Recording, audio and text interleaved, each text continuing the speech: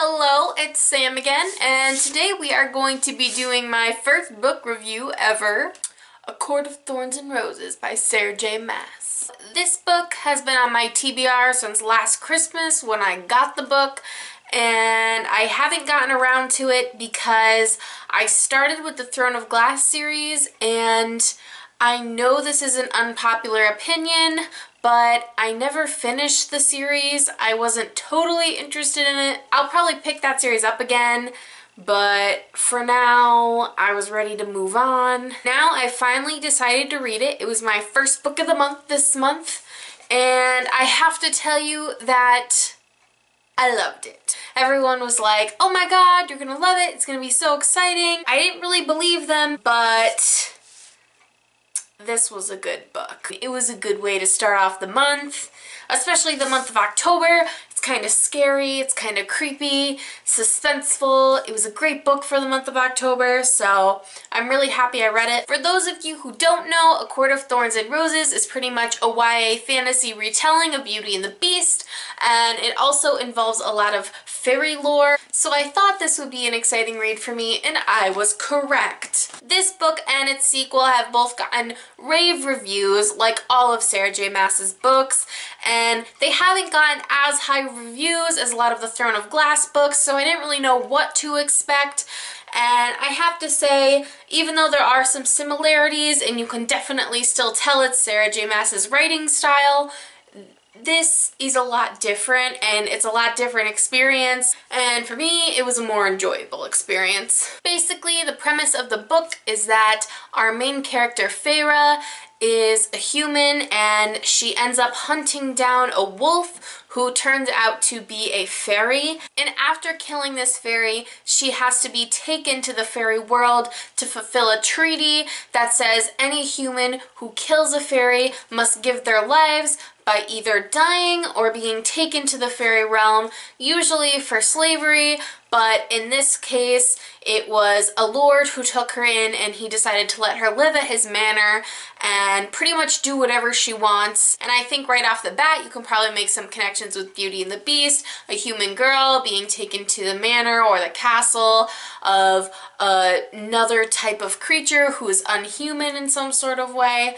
So the connections are there, and then there's just so much added to it. Without giving away any spoilers, and for those of you who are interested in reading the book, I do have to say, if you like Sarah J. Maas, you'll definitely love this book. And if you don't like Sarah J. Maas, you'll probably still like this book. This book did take me a while to read, but it wasn't because it wasn't interesting. It's just long and there's a lot to it. And I find that all the fantasy elements to the book and all the world building that you really have to focus on in order to understand does take a lot of concentration. So this isn't really a book you can read while you're in class or like on a bus and people are talking or something like that. It's more of a book that you really have to sit down in your room and read by yourself and really focus on what you're reading, because there's just so many aspects to it, which is definitely not a bad thing. If you're looking to read this book, I would definitely give it the thumbs up.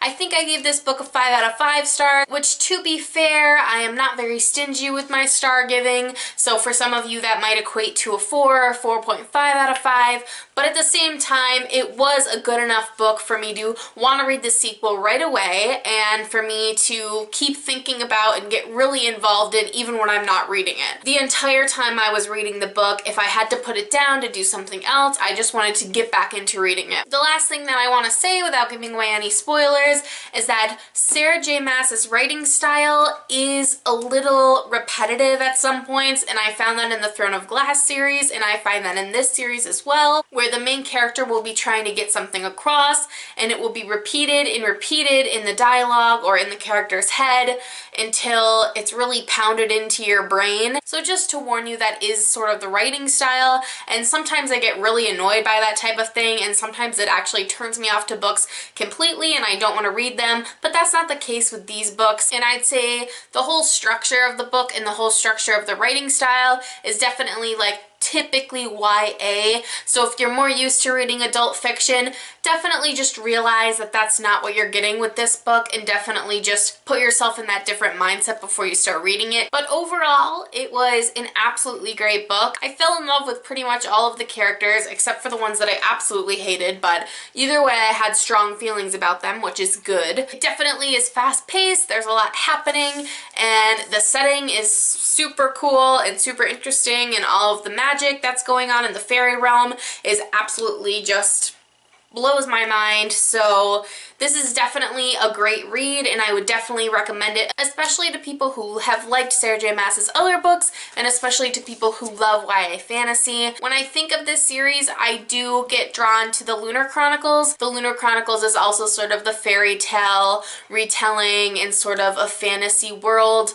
but this is pretty much that with just less of a science fiction aspect to it and more of a fantasy element to it. So that just gives you an idea of really what you're getting into. But 5 out of 5 would recommend, and that's pretty much all I have to say without spoilers. So if you don't want spoilers, click away right now. Okay, so now we can really get into this book, and I have some things to say. First of all, I love Feyre. That's a little difficult for me to say because I really get frustrated with protagonists who are just negative all the time and just really closed off and like cold-hearted like Feyre kind of is.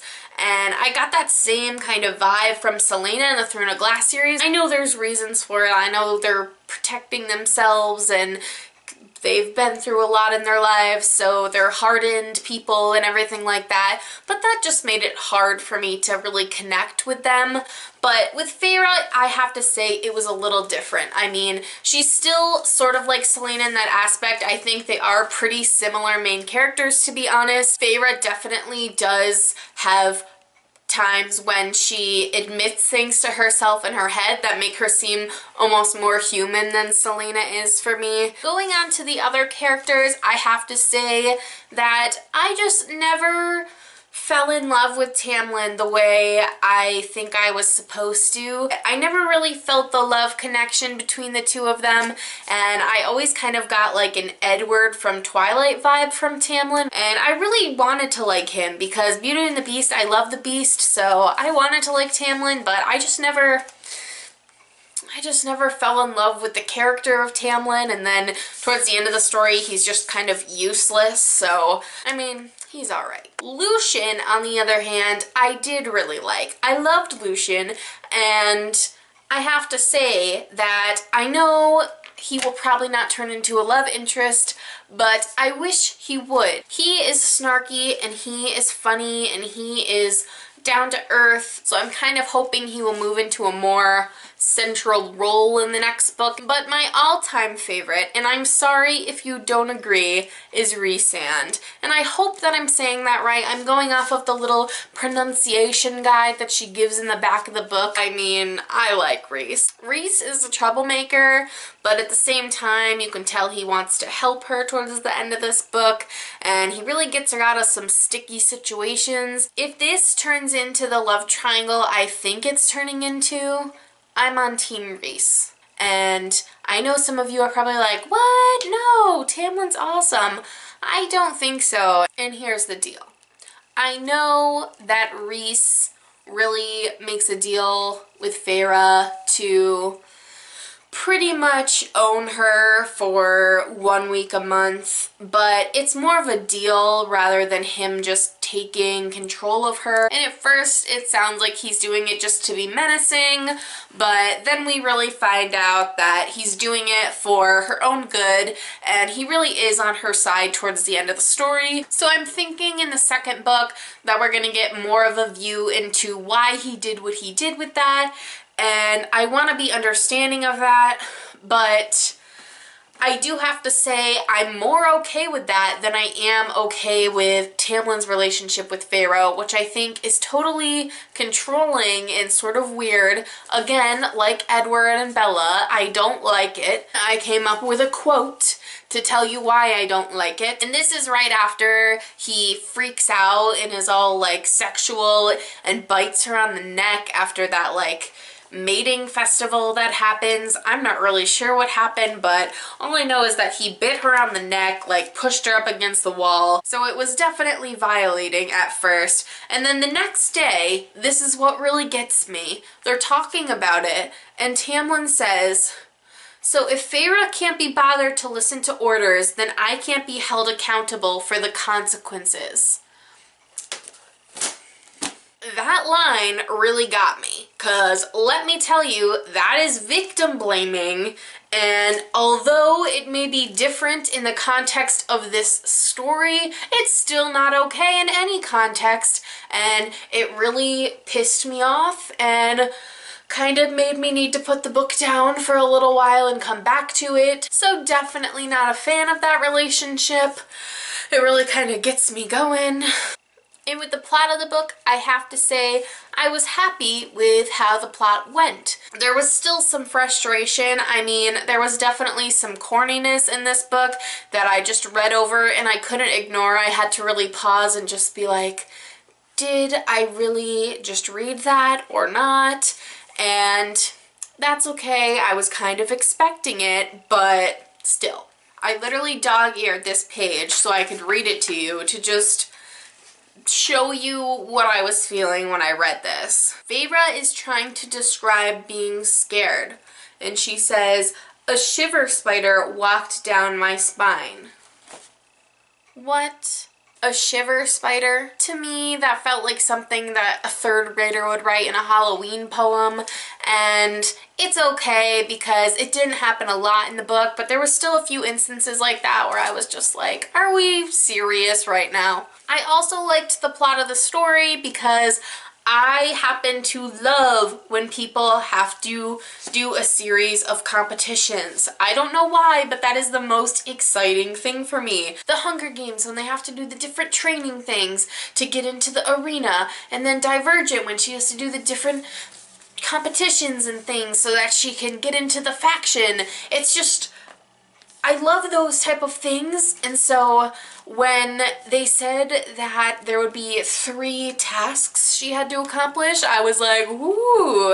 And I wasn't disappointed because they were freaking awesome. The twist at the end of the book I wasn't surprised by. I knew the third person under the hood would be someone she loved, and I didn't really think it would be Tamlin, but I thought it would be Lucien, or I thought it would be her dad or something like that, but I was still like, damn. So it was a good plot twist there at the end. So overall, I'd have to say that this is a good book. Read it. Again, I am currently reading the second book in this series, which is A Court of Mist and Fury, so I'm already almost done with that one, so that book review should be up pretty soon as well. But I'd love to hear your comments down below about what you thought about this book, and I'd love to hear any recommendations of books that you think I should read because I liked this book. I'm always looking for some new material, so let me know. So I think that's it for today. That's pretty much all I have to say about this book. As always, if you like this video, you can like and subscribe down below. I would really appreciate it if you did.